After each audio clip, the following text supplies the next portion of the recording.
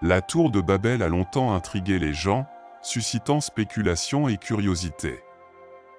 Nombreux sont ceux qui ne connaissent pas le récit de la Bible et qui croient souvent à des affirmations non étayées. Dans cette vidéo, nous allons approfondir la question de la tour de Babel telle qu'elle est décrite dans la Bible. Il est intéressant de noter que le terme tour de Babel n'apparaît pas dans l'Ancien Testament. Il s'agit plutôt d'un nom populaire désignant la tour située dans la ville de Babel. Le mot tour désigne essentiellement une tour de guet, tandis que Babel dérive du mot akkadien bar et de l'hébreu il. En outre, le nom Babel est lié à une étymologie populaire qui trouve son origine dans un mot hébreu similaire, signifiant la confusion et présentant des similitudes phonétiques avec Bable. Au fil du temps, Babel est devenu synonyme du lieu où les langues se sont confondues, marquant le début de la diversité linguistique. Avant de se pencher sur la tour de Babel, il est essentiel d'explorer la ville de Babel.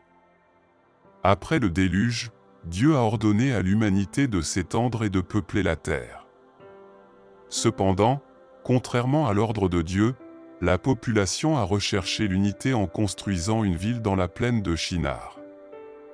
Babel est la première ville mentionnée dans la Bible après le déluge, et la région où elle s'élevait est devenue plus tard la célèbre Babylone.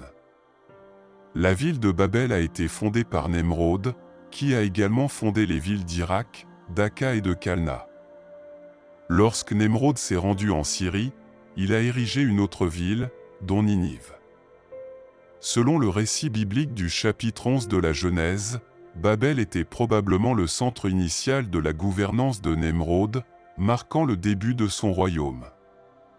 En même temps que la construction de Babel, le peuple a commencé à construire la tour pour fortifier la ville. Cet acte s'opposait directement à la volonté de Dieu, car la tour de Babel incarnait essentiellement le rejet de la directive de Dieu de disperser et de peupler la terre. La tour de Babel, souvent évoquée dans les textes anciens, symbolise l'orgueil de la civilisation qu'il a construite et ses remarquables avancées technologiques.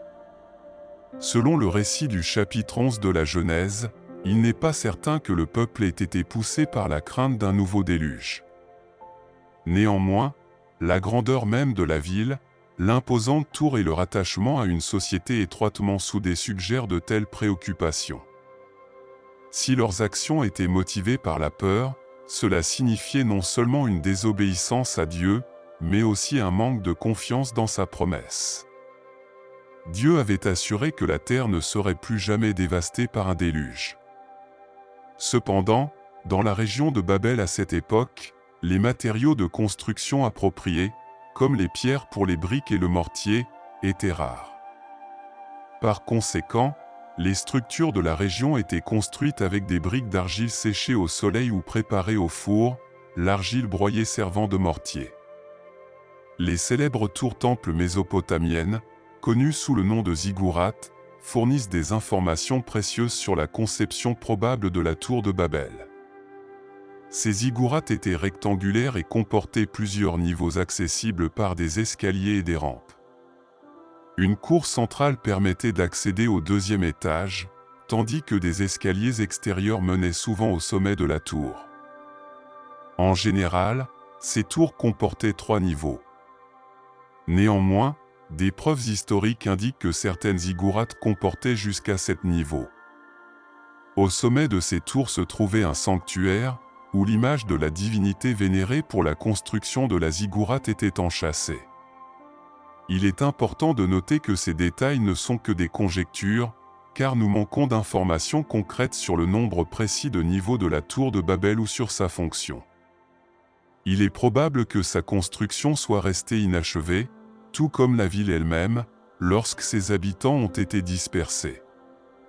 De plus, l'emplacement exact de la tour de Babel reste un mystère, seule la région générale où se trouvait la ville étant connue.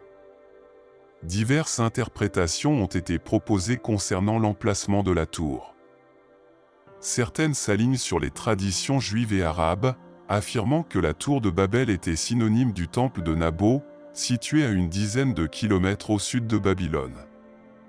Cette tour du temple comportait 7 niveaux, et il est possible que le nom de cette tour soit une variante d'une expression désignant la tour de l'énergie.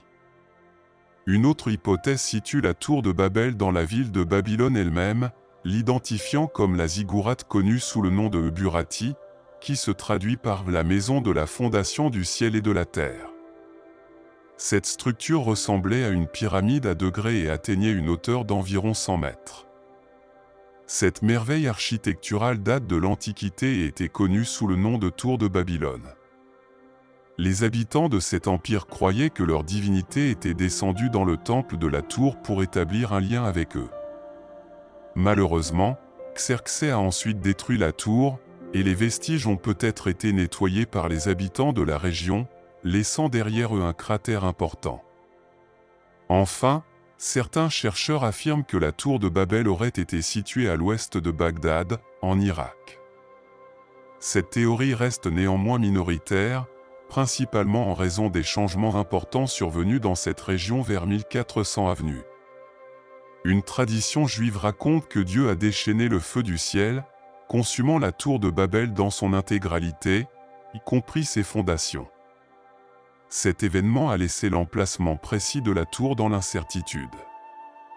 Une autre tradition suggère que la tour de Babel aurait été renversée par la seule force du vent, la réduisant à l'état de débris. Bien que l'emplacement exact de la tour de Babel reste inconnu, il est possible d'en saisir la signification fondamentale. La ville de Babel et sa tour symbolisent l'ambition de l'humanité de défier les ordres du Seigneur. Le message biblique le plus important associé à la tour de Babel tourne autour du jugement divin qui s'est abattu sur le peuple, entraînant la confusion des langues et le début de la dispersion géographique de l'humanité. Cet événement a finalement donné naissance à diverses cultures et à des variations linguistiques. Dans la Genèse, chapitre 11, verset 5, on trouve une représentation de Dieu en termes anthropomorphiques, descendant pour inspecter la ville et la tour construite à Babel. Au verset 6, Dieu indique clairement que ce n'est qu'un début et que l'ambition humaine ne connaîtra pas de limite dans ses entreprises. En conséquence, Dieu prononce un jugement sur le peuple et le disperse dans le pays. Un débat s'ensuit sur la question de savoir si la confusion des langues était un événement mondial ou localisé.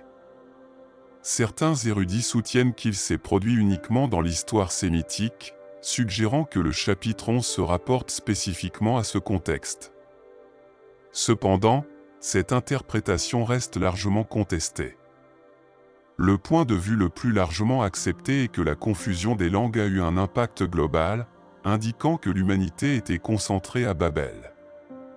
Avant cet événement, tout le monde parlait la même langue, comme le montre le chapitre 11 de la Genèse, versets 1 et 6. Il est concevable que l'auteur de la Genèse ait structuré le texte de manière à suivre une séquence chronologique, le chapitre 10 mettant l'accent sur les descendants de Noé et les divisions géographiques. Néanmoins, beaucoup spéculent sur la langue parlée avant la confusion de la tour de Babel. Cependant, cette question reste sans réponse, car la langue d'origine avant cet événement reste inconnue. Certains chercheurs suggèrent qu'il pourrait s'agir de l'hébreu ancien, mais cette possibilité manque de preuves solides, d'autant plus que la langue hébraïque elle-même a évolué à partir d'autres dialectes. Voilà qui conclut notre discussion sur la tour de Babel. Si vous ne l'avez pas encore fait, pensez à vous abonner à notre chaîne et à activer toutes les notifications pour rester informé de nos dernières vidéos.